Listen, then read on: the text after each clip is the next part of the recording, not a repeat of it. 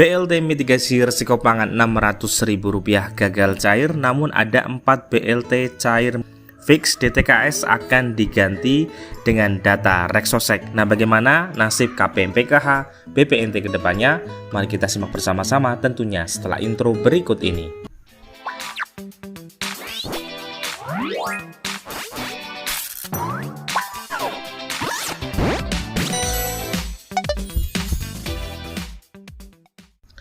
Hai, assalamualaikum warahmatullahi wabarakatuh. Salam damai untuk kita semua dan salam damai untuk masyarakat Indonesia.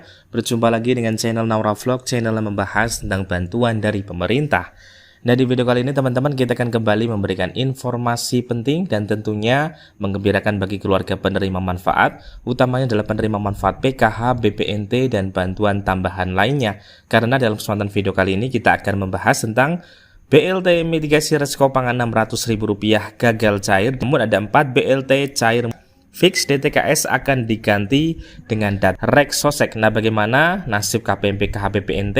Apakah nanti KPM Reksosek berbeda dengan KPM DTKS? Seperti apa beritanya dan informasi selengkapnya, mari kita simak bersama-sama. Tentunya jangan di skip agar kalian tidak gagal paham dalam menyerap informasinya.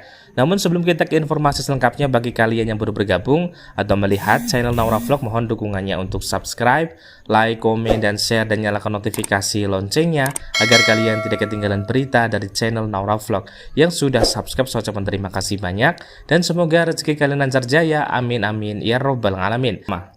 Sahabat sosial dimanapun Anda berada, sudah kita ketahui bersama bahwa pencairan bantuan sosial BLT mitigasi risiko pangan yang dijanjikan April, Mei, Juni 2024 ternyata gagal cair. Kita belum menerima informasi terbaru apakah BLT mitigasi risiko pangan Rp600.000 tersebut benar-benar gagal cair atau nanti akan ada informasi selanjutnya. Tentunya nanti kita akan informasikan apabila ada perubahan ya sahabat sosial. Nah, kita tidak akan membahas terkait BLT mitigasi risiko pangan, kita akan membahas terkait yang lebih penting, yaitu adalah ada 4 BLT nanti akan digantikan dengan data Reksosek. Nah, apakah akan berpengaruh terkait KPM PKH BPNT yang sudah masuk ke dalam data DTKS penerima PKH BPNT? Nantinya teman-teman semuanya nanti kita akan bahas ya, dan akan dijelaskan langsung oleh Menteri Perekonomian Bapak Erlangga Hartarto. Baik, sebelum kita akan membahas terkait DTKS akan digantikan dengan Reksosek, kita akan bahas terlebih dahulu terkait 4 BLT yang akan dicairkan ini ya teman-teman. Baik, untuk bantuan sosial BLT yang pertama adalah BLT tunai tentunya, yaitu adalah bantuan BLT dana desa. Bantuan sosial BLT dana desa teman-teman semuanya sudah memasuki di tahap 2024 sahabat sosial. Nanti bantuan sosial tersebut akan dicairkan di berbagai wilayah di Indonesia.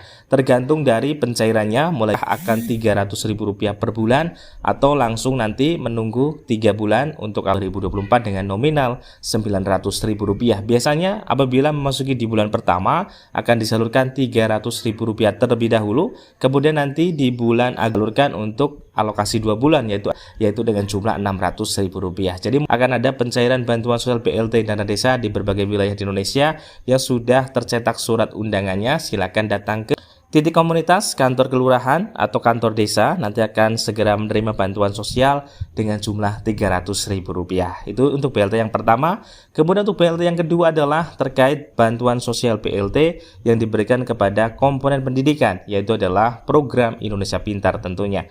Bantuan sosial BLT program Indonesia Pintar. Nah, jadi untuk akan ada penyaluran bantuan sosial program Indonesia Pintar teman-teman semua yang belum tersalurkan di tahun 2024.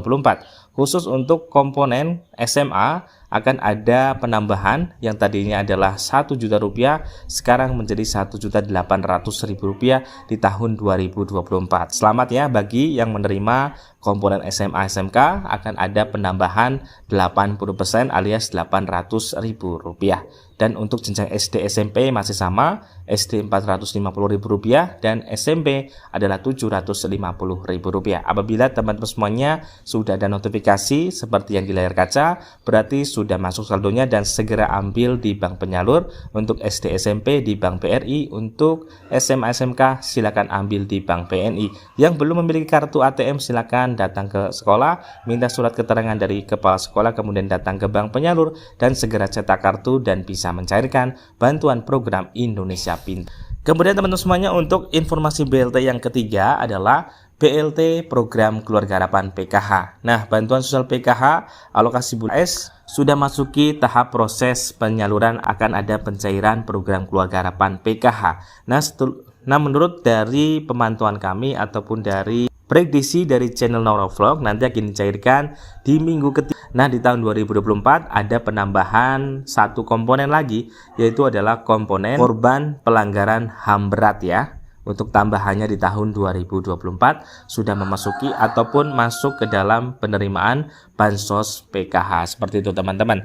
Kemudian untuk BLT tunai juga yang keempat adalah ada keterkaitannya dengan PKH, tentunya adalah BLT BPNT atau BLT sembako dengan jumlah Rp400.000 kartu KKS merah putih. Sama halnya dengan PKH, akan mengikuti pencairan bantuan sosial PKH untuk alokasi bulan Juli Agustus 2024. Untuk pencairan sebelumnya, bantuan sosial BPNT disalurkan terlebih dahulu, kemudian dicairkan kemudian program Keluarga Harapan PKH untuk sosial 4 BLT tunai yang dijanjikan oleh pemerintah, baik itu dari Menteri Sosial, Menteri Pendidikan ya teman-teman semuanya, sudah mempersiapkan dan juga instruksi untuk mencairkan bantuan sosial 4 BLT. Nah, kemudian teman-teman semuanya, kita akan bahas terkait informasi terbaru dari Menteri Perekonomian Bapak Erlangga Hartarto, yaitu terkait DTKS akan digantikan dengan data Reksosek. Silakan dengarkan baik-baik, nanti selamat menyaksikan. Yang saya hormati Menteri PPN Kepala Bappenas Bapak Dr. Insinyur Haji Suharto Monoarfa, Menteri Dalam Negeri Pak Tito Karnavian, Menteri Keuangan Ibu Sri Mulyani Indrawati, Menteri Tenaga Kerja Ibu Hajah Ida Fauziah, Menteri Koperasi UKM Pak Teten Masduki, Kepala BPS Ibu Amalia, Dirut BPJS Pak Anggoro Eko Cahyo, para kepala daerah serta hadirin yang berbahagia. Marilah kita panjatkan puji syukur kehadirat Allah Subhanahu wa taala, karena rahmat hidayahnya kita dapat hadir di acara peluncuran sistem data Reksosek. Hadirin yang saya hormati, registrasi sosial ekonomi adalah langkah penting untuk menciptakan basis data yang komprehensif terkait dengan kondisi sosial dan ekonomi masyarakat. Dengan Reksosek kita dapat memperoleh gambaran yang jelas dan akurat tentang tingkat kesejahteraan, kondisi rumah tangga, dan berbagai aspek kehidupan masyarakat lainnya. Data ini krusial untuk perencanaan pembangunan yang tepat sasaran dan berkelanjutan. Data ini juga dapat menjadi tools untuk mempercepat penghapusan kemiskinan, penanggulangan kemiskinan di seluruh wilayah, serta menciptakan masyarakat menuju kelas menengah dengan penghasilan relatif lebih tinggi. Dari data BPS selama 15 tahun terakhir, Indonesia membuat kemajuan luar biasa untuk penurunan tingkat kemiskinan, di mana hasil Susenas Maret yang lalu di tahun 2023, kemiskinan kita adalah 9,36% dan kemiskinan ekstrim adalah 1,12%. Data World Bank selama periode ini Indonesia mengalami pertumbuhan kelas menengah dari 7% menjadi 20% dari total penduduk. Oleh karena itu, peningkatan kualitas dan kuantitas kelas menengah tentu membantu percepatan pertumbuhan ekonomi serta memperluas pemerataan kesejahteraan. Bapak Ibu yang kami hormati, tantangan berikutnya adalah perluasan kelas menengah. Ini tantangannya cukup besar dan ini tentu dapat jalankan dengan integrasi program-program pemberdayaan ekonomi dengan memanfaatkan Reksosek. Beberapa pendekatan yang dapat dilakukan, yang pertama identifikasi program di kementerian lembaga berdasarkan kriteria, yaitu satu, akses terhadap pendapatan atau pekerjaan, yang kedua peningkatan kapasitas SDM, tiga, peningkatan kapasitas UMKM, yang keempat akses pembiayaan UMKM. Memastikan bahwa data yang digunakan untuk pensasaran berasal sumber yang sama atau dipadankan dengan Reksosek. Kemudian juga menciptakan tata kelola data yang baik, di mana Reksosek memenuhi prinsip keamanan, privasi, serta memudahkan akses dan pemanfaatan oleh pihak-pihak lain. Kemudian memastikan adanya mekanisme pemutakhiran data secara berkala dari Reksosek itu sendiri, dan tentu memonitor perubahan kondisi sosial dan ekonomi masyarakat, serta menyesuaikan terhadap program pemberdayaan ekonomi sesuai dengan kebutuhan. Bapak Ibu yang berbahagia, pemberdayaan ekonomi menciptakan kelas menengah yang tidak dapat dilakukan secara terpisah, dan kita perlu koordinasi dan juga memerlukan konvergensi lintas sektor, terutama dalam implementasi program pemberdayaan ekonomi.